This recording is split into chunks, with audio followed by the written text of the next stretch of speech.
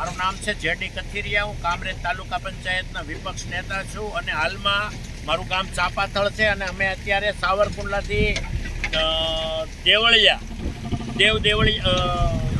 Devbhumi Devaliya road પર ઊભા છીએ.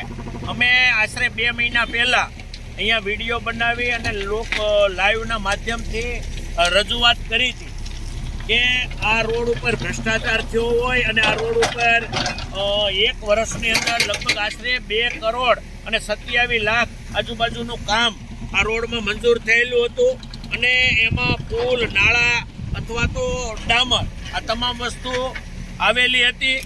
એટલે એમાંના આ પુલ અને ડામર રોડ ઉપર 10 જગ્યાએ ગાબડા પડેલા છે અને આ રોડ આ જે પુલ છે એ 70% જેવો પૂરો થઈ ગયો છે.